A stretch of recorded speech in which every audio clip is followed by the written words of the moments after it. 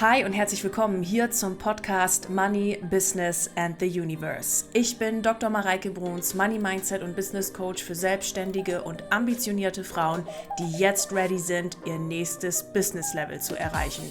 Und das über persönliche Weiterentwicklung, gelebter Spiritualität und dem Wissen über das Universum und smarten Business Moves.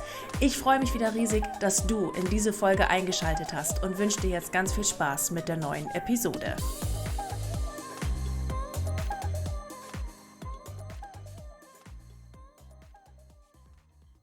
Hi und herzlich willkommen hier zum Money, Business and the Universe Podcast. Schön, dass du wieder eingeschaltet hast.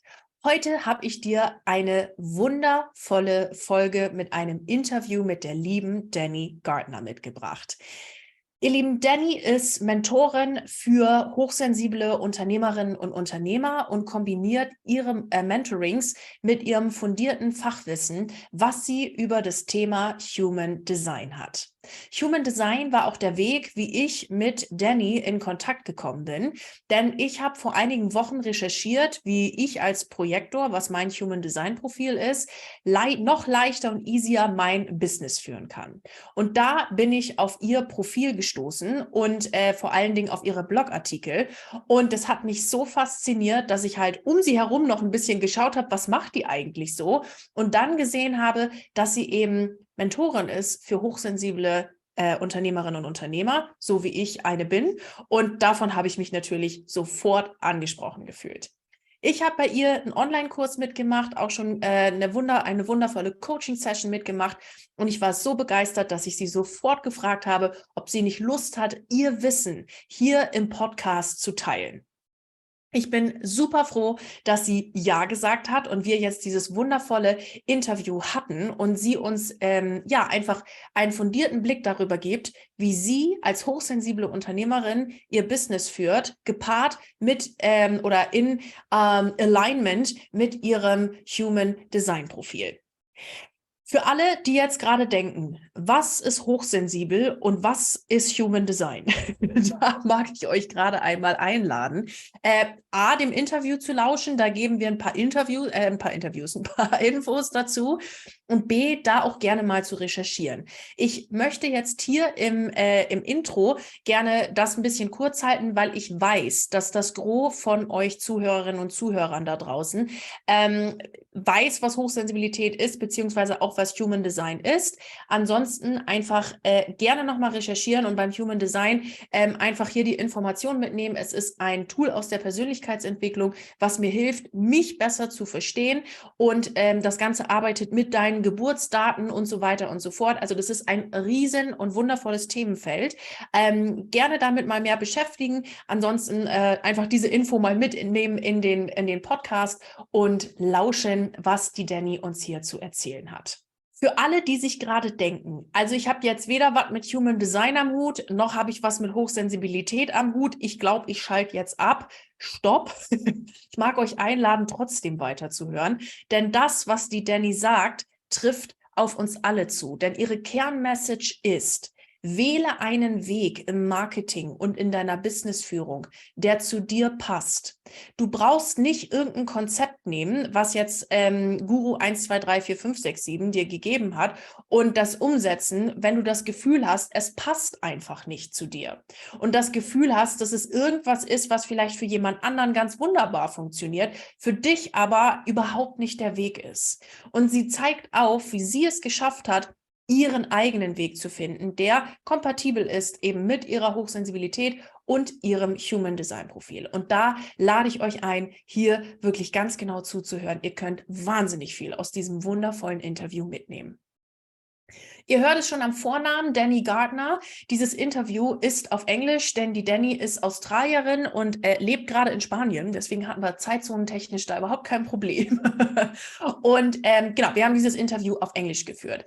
Wenn du sagst, Englisch hatte ich mal in der Schule, ist jetzt nicht so hundertprozentig das, dass ich alles verstehe und mitkriege und so weiter und so fort, ist das nicht schlimm, denn es gibt ein PDF mit einer deutschen Übersetzung dieses Interviews, wo du alles nochmal nachlesen kannst.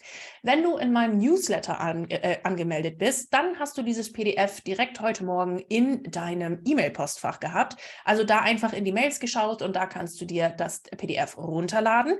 Wenn du nicht in meinem Newsletter angemeldet bist, dann hole das doch schleunigst bitte nach, denn dann bekommst du auch immer alle extra Infos und Materialien, so wie hier.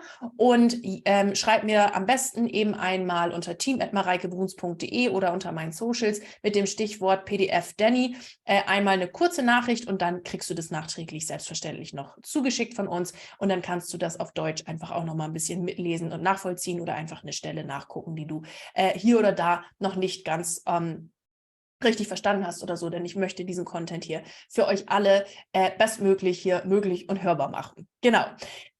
Dann, ihr Lieben, last thing, ich lade euch ganz herzlich ein, am 1.5. dabei zu sein im Wealthy Woman. Ihr habt es in der letzten Podcast-Folge gehört, was möglich ist im Wealthy Woman, von 10-fach Invest innerhalb von einer Woche wieder zurückbekommen, 20 Kilo abgenommen, 10.000 Euro, 20.000 Euro, was da alles möglich war zum Manifestieren, einfach weil da mal Raum für aufgemacht worden ist, weil dieser Raum für Transformation aufgemacht worden ist, Next-Level-Business-Stufen im Network-Marketing und einfach grundsätzlich eine viel leichtere Herangehensweise im Business.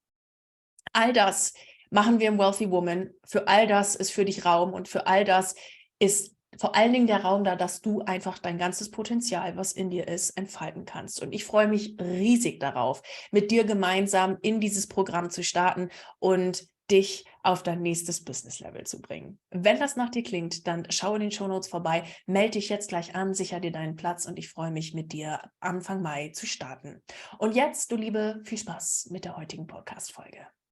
Okay, you guys, welcome to a new episode in the Money, Business and the Universe podcast. And today I'm absolutely thrilled and grateful for my today's guest, Dani Gardner. Dani, it's so cool that you are here in my podcast today. Well, I am excited to be here and I'm excited to talk about these things that we have planned to talk about today. Yeah, and these things are absolutely cool. So you guys, let me just tell you something about Dani. Dani is a mentor for highly sensitive entrepreneurs, as I am, and she has very deep knowledge in the topic human design, what I also find really, really interesting. And today she takes us into her world of business, what she calls herself the quiet marketing. And what I found so interesting about all the topics and offerings Dani offers is that she does marketing her own way and in a way that fits to highly sensitive persons as I am. And I was immediately attracted to this. And I'm so happy that she will give us today insights about how she does marketing and understands marketing and business in a way that fits to her and not to the strategies that people say, you have to do it like this and that and whatever, but in a very individual way. And I'm so curious what you have to tell us today. So, as I said before, as a highly sensitive person and projector 1-3, which is my human design profile, but we will come to this later, I felt immediately attracted to your offerings. And could you just give us some insights? What does highly sensitive person mean to you? Or what is that for you, a highly sensitive person? Yeah, well, I always sort of like to say this first, because maybe a lot of people can relate to this. I remember coming across the term highly sensitive person. I remember reading about it, and my reaction was this: all right, interesting. They feel things deeply. That's really interesting. Moving on. Yeah. Did not think this had anything to do with me, right? The reason why is, you read the description, and when you're like, the main thing that stood out for me is the feel things deeply. Now, when you feel the way you feel, it's just normal. I never thought, oh my God, I feel things so deeply.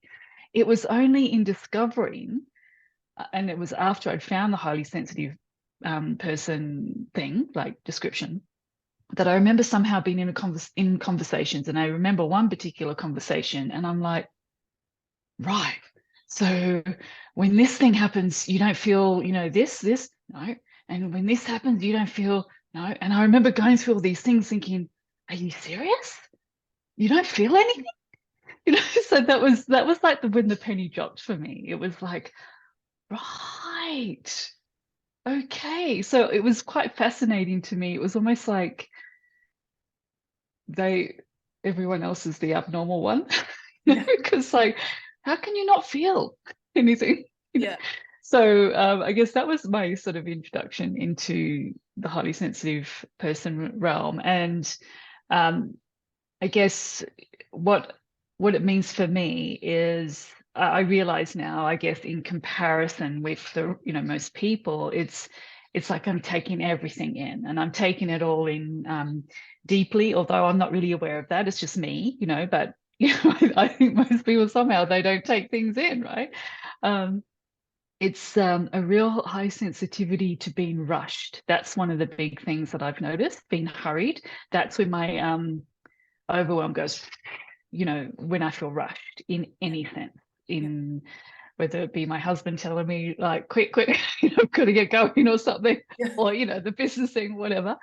What else? A huge need for physical and mental space. Yeah. So, I have really a lot of alone time, essentially. It's like I love the social aspect and sort of speaks to my human design a bit. I'm a 2/4. So it's like that social, the 4 line in me is like, yeah, where's the party? Come on, let's go to lunch and let's do this and let's do that. And then the 2's like, right, we're going home now. We're all, well, I'm going home. I don't know you, but I'm going home. So there's that balance with me. And what else? The other thing I've noticed is a very low energetic capacity for online community engagement. Yeah. So I started off my journey a lot in Facebook groups. And, I wasn't as aware as I am now of myself and my body and things like that. And I was just making myself do it. And I didn't even think I was making myself do it. I was just following suit. And, looking back, I had low level anxiety, like I was on all the time. It was like a schoolyard scenario for me. It's like, has anyone commented? Has anyone, I've got to keep up this charade. I've got to keep I've got to keep running the algorithmic, hamster wheel, otherwise of commenting and blah blah blah, otherwise I'm going to slip through. So that was pretty stressful. And I think the other thing what I've noticed in terms of being an HSP, and who knows, it probably extends beyond that, but my nervous system, my body speaks so loudly to me, and it's the basis for a lot of my decisions, which we'll get to. Yeah, definitely. I can relate to so much what you just said. Definitely. And also so what I would like to highlight and what brings us also to the next question is like this. I am like this high sensitive person, and now I try to fit into the online marketing game as all other peoples who are not maybe this high sensitive person. And for them, it maybe works just to fit in this given system. And you feel even on a physical reaction in your body that this is definitely not your way. And I experienced it, especially in the beginning of my business, exactly that. Like where all these agencies where you have to make ads, you have to make it like this, and my whole body was like, no, that's too much. I don't want it like this. And I'm so happy to found somebody who is mentoring people exactly in this topic, and just shows her message so that all the people who are also high sensitive or like it just feel in a way attracted to that they feel like I'm normal with that. There's nothing wrong with me. There's nothing wrong with me. It's just a system that does not fit to me. Okay, perfect. It's the rest. It's the rest. It's the rest. It's not us, it's the rest. But even the rest, I mean, when it works, that's totally fine. But it's okay. That does not work for me, right? And this is like so cool. And that leads me to the next question. how did you experience in your business that this common marketing strategies did not work? I mean, you just outlined it a bit, but maybe you could go a little bit deeper. And how did you then find your own way of doing marketing and business? Yeah. Well, I think it was just little by little by little, you Yeah. know, that I started questioning things. And interestingly, something that always stands out in my memory is it was back in 2017. I actually went to a World UFOlogy Congress, something or other thing. I was so bloody excited. So it was like this, like, I don't know, a couple of day UFO thing. I'd never been to one in Spain. And one of the speakers there, I was so impressed with her. She's actually President Eisenhower's, like, I don't know, granddaughter or something. You may have heard of her, Laura Eisenhower. She wasn't even speaking about UFOs or anything, but what she said, something got activated in me, and it was like, yes, right, my role here, because I already knew consciously in terms of relationships that what the world needs is to stop doing things out of obligation, right? Yeah. And or fear, like, basically, because that's all linked. And I was like, right, yeah, my role here is for myself first, and then to help others stop doing all this stuff out of fear that you won't make it, fear of missing out, fear of people won't like you if you do that or say that or have those boundaries, or, you know, blah blah blah. So I came back from that event very, yeah, activated, and I'd already made some changes in my business about not doing that anymore, not doing that. And I came back and it was almost like, oh, Dani, you haven't even begun stripping back yet. That's got to go. That's got to go. I'm like, really? Oh my God. And I was just like, oh, this is big. Like, I was so convicted. And it was like, part of me thought, what is going to happen to my business if I do this? Yeah. And then part of me is like, well, let's just see, because this is what you must do. Like, I was willing to sacrifice, I guess, the gains that I'd made, you Yeah. know, it was Yeah. so important. Yeah. So, yeah, that's sort of a little snippet of where it all started. Yeah. Yeah. And I think one important point that you just mentioned here is the feeling of I lose the gains that I already made. Like, I found a way that works. It's maybe not a way that I like, but it's a way that works. And this fear, I will ask you this in a second too, this fear of letting go something where I think it could work, for something that I'm unsure whether it works, but I know, like, deep inside of me, I know that this is the way for me and it will work. And this is something so important, where I know that many people are struggling with that step. And also Yeah. to listen to their own voice and to their own inner wisdom, just to do it. And I found it absolutely impressive how you did it and how you manage your business in exactly that way. That leads me, sorry. Well, I was just going to add one little bit to that story that might be important before we move on is, Yeah. you know, I was mentioning that I was very much involved in Facebook groups, Yeah. right? And then my first step was to sort of like really like cull down. So I ended up only focusing on one group, and Yeah. I actually did very well. I really did well.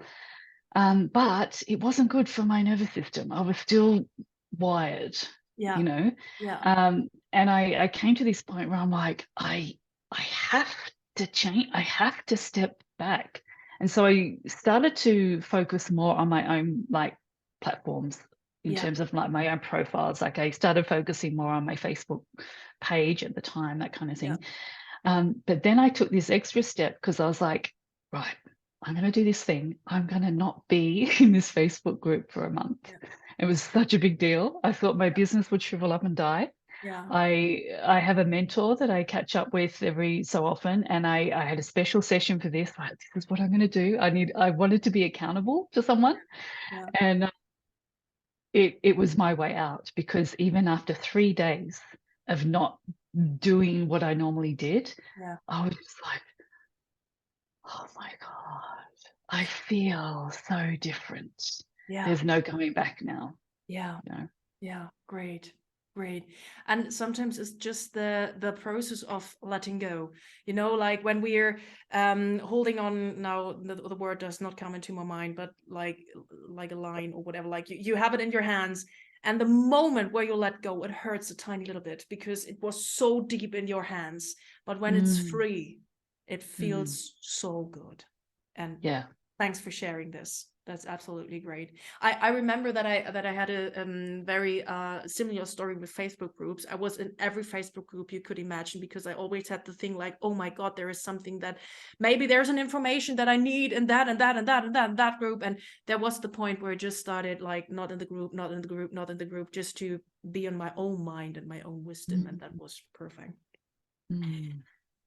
All these points lead us to a much more deeper question regarding your business strategies and how you do business. And you publish blog posts, and this is also the way where how I have found you and your work and your courses and so on.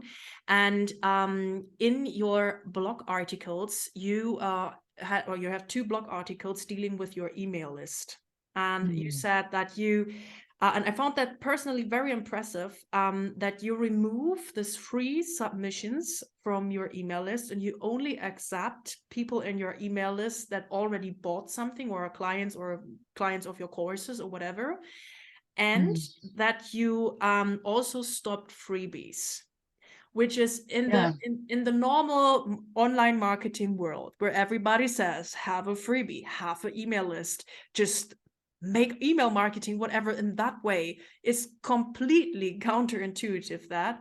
And at the same time, super intuitive for you and your personal being and as you as a person.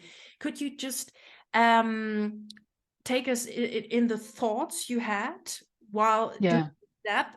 And also to how you found the courage to do this, because this is actually the same with the Facebook group. Like, I'm just doing this step now, like not free submissions and whatever. Like maybe you have some thoughts you can share with us.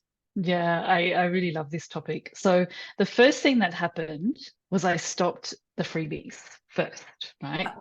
And the reason I stopped or lead magnets, whatever freebies, I especially being in this Facebook group culture, it was like the culture was to have various offerings, various freebies. So it was like I was always like creating these different freebies, you know. And I really love looking at my own data, you know. And what I noticed over time is that the quicker someone got on my list, so for example, if I had a particular freebie and it just went, whoa, like 50 people joined my list today from that thing that I shared in a Facebook group, that's freaking amazing. That's a great opt-in, you know. But then I would find that those ones that people got onto very quickly, and the same happened with online summits that I was invited to speak to, that's where I got the most unsubscribes. Yeah. And the thing is, it had nothing to do with my content. I didn't think of it in terms like that because I could see in most cases the content wasn't even accessed, right? So it wasn't to do with the quality there. I was just like, really? These people did not know me from a bar of soap, right? But I had a goodie. That they were like, oh, I need that. So they wanted my goodie, but they didn't actually want me, or not yet, because they didn't know me, right? Yeah. So I'm just like, and I noticed from my own experiences of signing up for things, I would see someone's name turn up and I go, who the hell is that? Yeah. You know, and like, bam, or, you know, whatever, you know, and I'm like, this is what happens. Like a lot of my decisions are informed by my own behavior, what I see myself do. And I could just picture people going, who the hell is Danielle Gardner? Yeah. You know, and it didn't feel good for me also to be writing to people who were thinking that if they just got on my list too quickly. So I'm like, you know what? I know they say get people on your list quickly and then nurture your list. I'm like, no, Nurture people before they get on your list, before they do anything, so that they make a real conscious choice to hear from me, to invite me into their inbox, so that they can look and go, it's Dani. I wonder what she's got to say. That felt so much better to me. Yeah. So wiped all that out, but I went next level with it, right? Not only did I not have a freebie and just say, do you want to join my newsletter, which was a bit radical for some, like, where's your freebie? No, I'm just going to ask them to join my newsletter. Then they had to fill out, there was a form that asked, like, how did you find out about me? You know, a couple of questions. Yeah. And so that felt really audacious and bold and stuff like that. But oh my God, it was so helpful for my business and my messaging. And because that form automated into like a Google sheet that I could just refer to at any time, especially when I was writing offers and things like that. And of course, some people couldn't be bothered. Fine. They weren't ready for me yet. You know, that I was asking too much of them, right? Yeah. So so that went on for like a couple of years. And then the reason I made the next change was essentially, it kind of falls under this category, is heading of the wisdom of irritation, which is a little chapter in my tiny book. And because I could see why people were signing up to my list, because they had to tell me, some of the responses were irritating me, quite frankly. And it was mainly around human design. A lot of people were finding me through human design, or human design generators were, and why they were joining my list, because they wanted my like tips and whatever about human design. And I'm like, I ain't giving them. And that's not even what I'm promising. And if you want that, you can buy my course. That's what I was thinking. Like, you know, so this kept when it came up, I would feel irritated, and then I would sort of try and go, you can rise above this, Dani. Don't let this bother you. You're bigger than this, you know, rise above. Positive self-talk myself into not worrying about it. But then it would like come up again another month later. And like, so it just kept coming up. And then there was this one day where I sat down with my husband. I said, can you just hear me out about something? I think I need a sounding board. And I said, this thing's happening. Da, da, da, da, da. And he had an experience to share from someone that he had been involved with in terms of marketing. And just as a result of that conversation, I was like, yeah, like I'm taking the whole thing away. You somehow I didn't quite know what I was going to do, but I'm like, you can't even join my list unless you're a client now.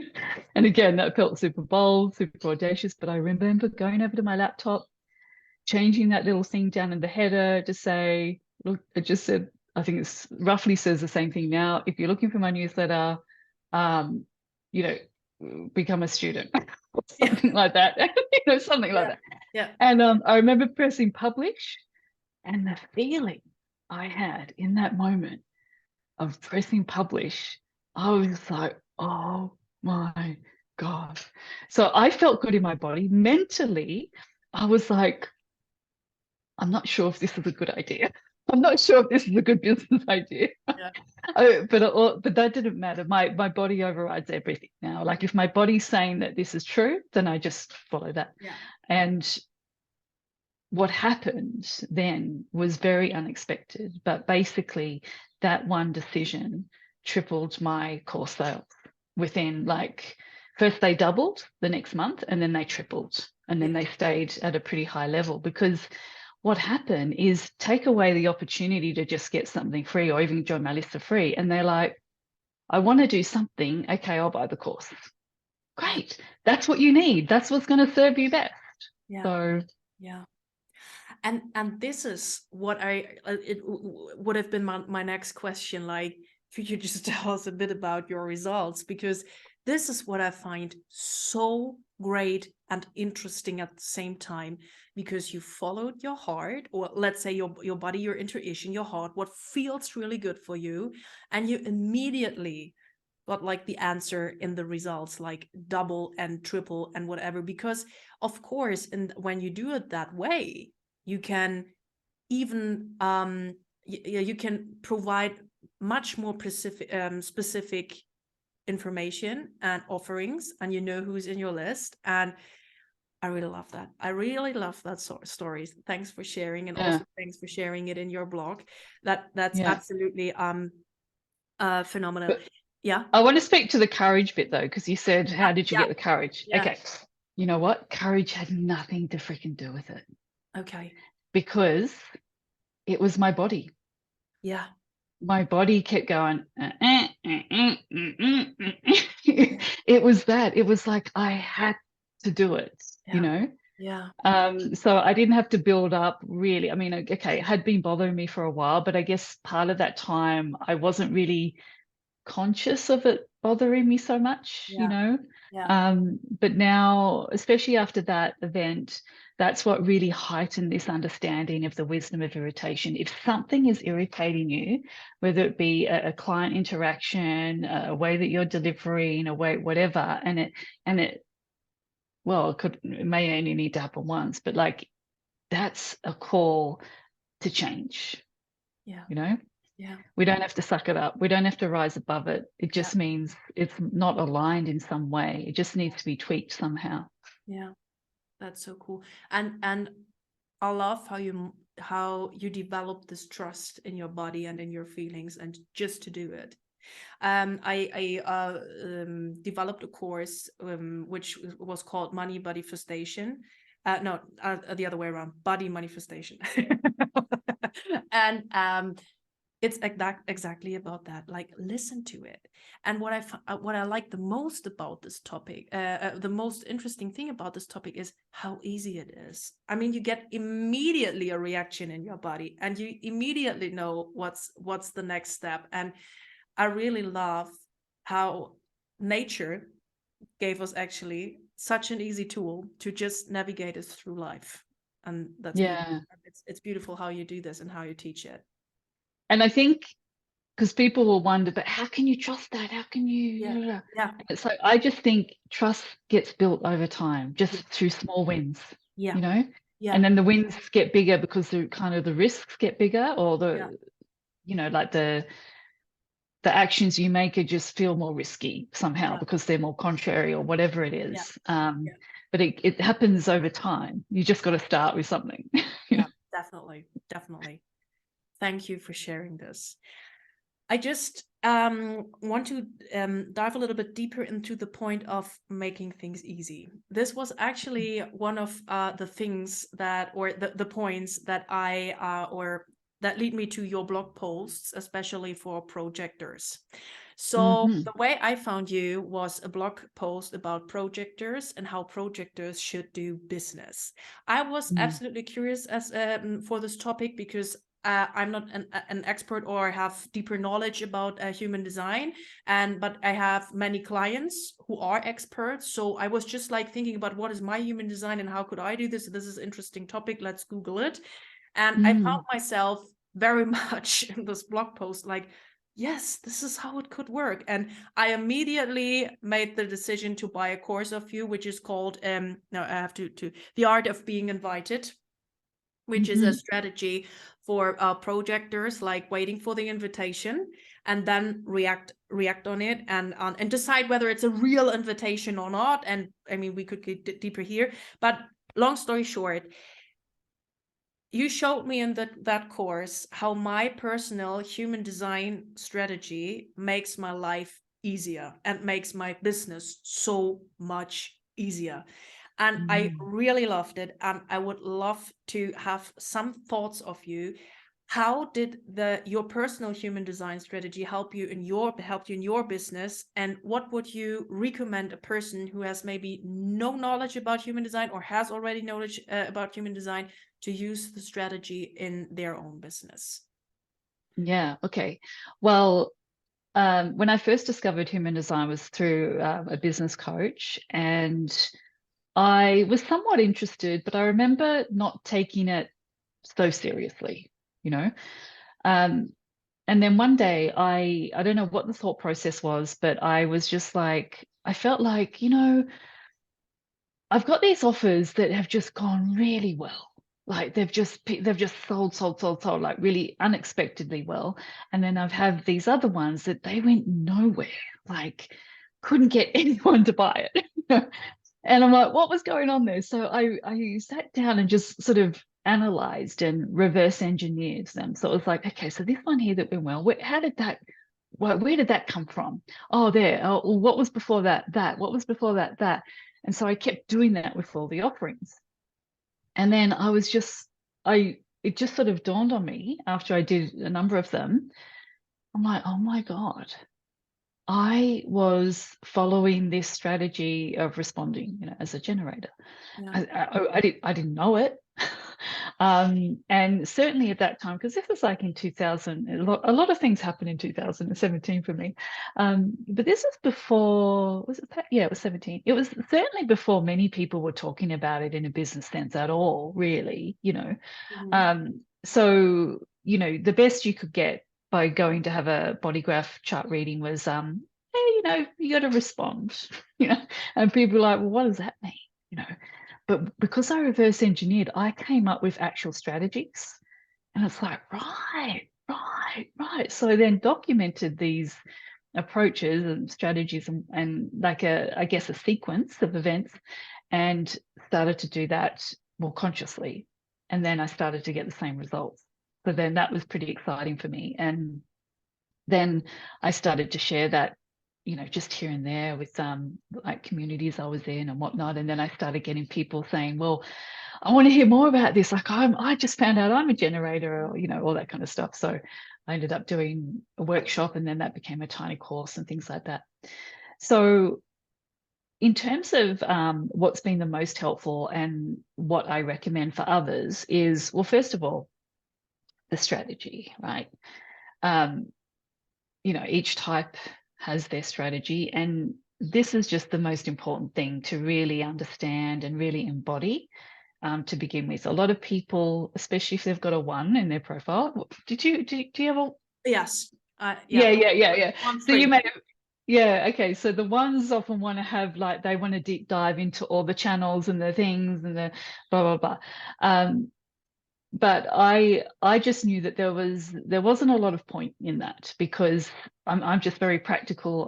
I was told from the beginning, the strategy is everything, and I really understood if I couldn't get that, the rest of it didn't even matter. So what I realized straight away, and this is similar to projectors, because what I realized straight away was, oh my God, all I've ever done in my life is initiate. Yeah. Initiate. And I understood the gravity of this. I'm like, how on earth am I ever going to break this pattern? Yeah. I just, anyway, a couple of questions came to mind. One initially. So that became the question I started asking myself every day. And then another one that ended up with like 3 questions, So what that did for me is it changed how I created offers, what offers I created, and it changed the take-up rate. Because when you're actually working with your strategy, you're working within human design, and it's you're sort of, I see it like as your neighborhood of the human network. And it's when you recognize what's going on around you and the signals and the green lights, as I call them, then you create it in response. It gets picked up and distributed through the network, human network. And so it kind of reaches people more easily. Yeah. So that makes a big difference. The other thing, once you've got a handle of that, I mean, I guess at the same time of that is your inner authority, your decision-making process. And for me, as a generator with sacral inner authority, it's actually very straightforward in a way. It's just sort of like the truth in the moment's always there. I think one of the most trickiest ones is the emotional inner authority. It's just like, understanding that you got to, wait and get all the perspectives. But I started to really know what my sacral response was like, and it wasn't really like we get told.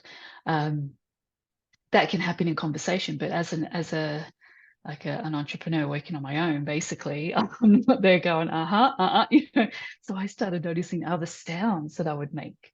And I was like, oh. So one of them is what I call the sacral ooh. So I'd be like reading something, and I'd go, it just come out of my mouth. And that's like a real sacral yes. Yeah. So that is like the compass, to sort of yes, that, no, yeah, all that kind of stuff. And then certainly the profile numbers, that would be the next most important thing I'd recommend for people. So we've talked a bit about, like, I'm a 2-4, you're the 1-3, yeah. When I looked into that, this really helped me, first of all, sort of adjust my marketing strategy, because with the 4 line, it's like you're not really designed to be like reaching out to strangers. And at the time, I was on the cusp of investing a lot of money in a Facebook ads expert that was going to just go for cold audiences, and all that kind of stuff. It's also very much helped me with the like offering design or program design, and then like service delivery, being really helpful. And also it's helped with the naming of stuff as well.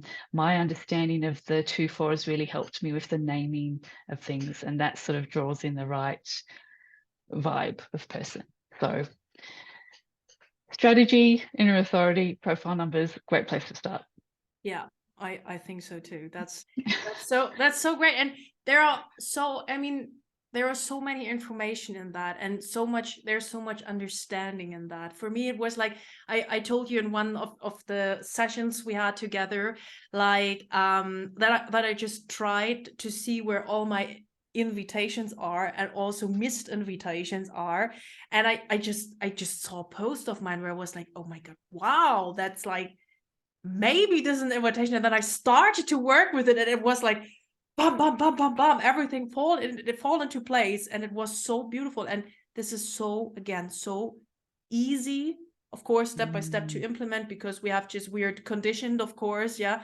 But once you have it, it makes life so easy, and also business so easy. And this is what I really love, and I also love about your courses and your work and all the coaching and mentoring that you provide. You just said a point, like, I was all the time initiating, and this is definitely not my strategy. And in the beginning of March, you shared a post about the approach of making things happen, and that this is for many human design types not the right thing, but we think we have to initiate and we have to make things happen and whatever. Could you maybe deep dive a little bit on that topic and how you experience that with yourself or with clients, or just the thoughts you have in mind about that? Yeah, so that post was very much about the thing that tends to happen to most of us in business, where we have this idea of how something's going to play out. So let's take a new offering, for example, and it's like, oh my God, this offering, this is so amazing. People are going to love it. It's going to feel like this, like you just have this idea of what is going to happen. And then, you put it out there and it's like, nothing happens, or it doesn't happen in the time frame. Or so it's this whole idea of putting an arbitrary like time frame or amount or something on a creation, which I have always done. And so this is why this is so meaningful to me, because it's like a pretty recent lesson for me, like in the last 12 months. And this is what like strangles creativity, throws us out of the game, because it's like we see that it's not happening. And so my mind goes, it's not happening. Yeah.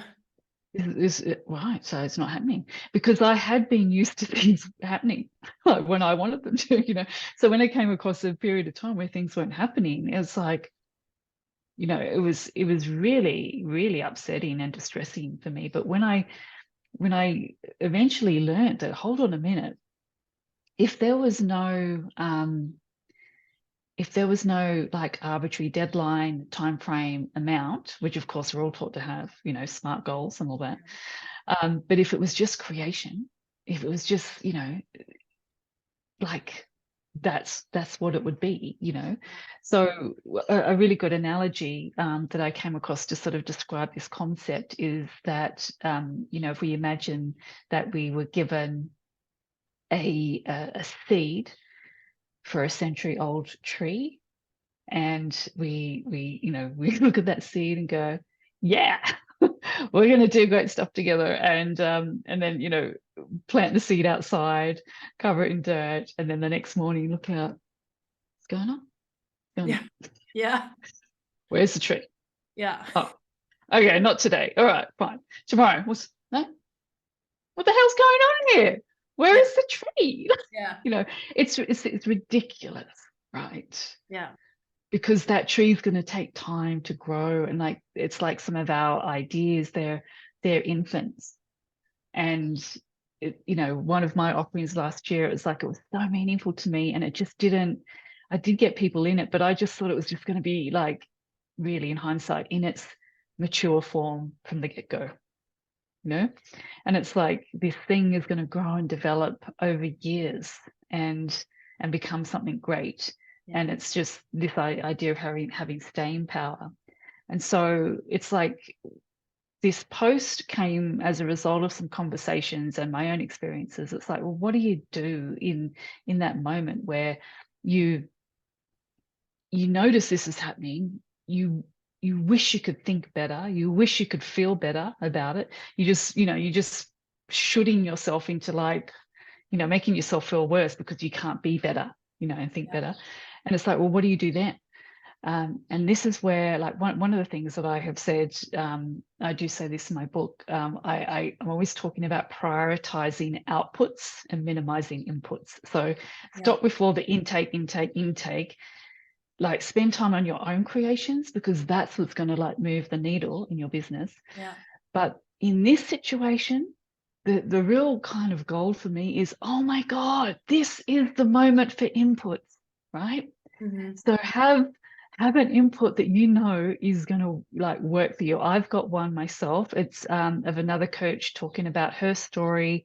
And it's just, every time I listen to it, it really inspires me, and it helps me go, it's okay, Dani, it's okay. Like, just because that happened, it doesn't actually mean anything at all, So that was sort of the whole thing. It's like, this is probably going to happen. You've got to notice when it happens. And when you notice it happens, reach for that input, whether it be a book or a video or a podcast or something, and let it pull you up, out of that downward spiral. And stay in the game. I love what you said, because we all know these moments, right? We all know these moments when we are looking out of the window and say, where the hell is the tree? And I just had the seed and there is no tree, and I don't like it. Every entrepreneur here or then experienced that. And what was my strategy, and sometimes I still can recognize that, is that I try then to initiate what you just said, like, oh, now we have to do something, like there should be a webinar, or there should be more live, or whatever, and initiating, as for me as a project, is definitely not the strategy. Of course it did not work out. And I really like your approach there, and that we do not have to make the things happen. And it's like, super intuitive.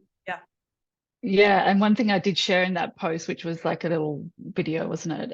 Is, I looked back at all the times that I'd been in that point and gone, okay, it's not happening. Right, I'm gonna do this. I'm gonna send this. I'm gonna, whatever actions. And it's like, never did that actually lead to anything. So it's like, for me, what that means is, okay, I'm probably going to feel that urge to do more, right? But I'm going to remember, once again, never has that been the remedy, right?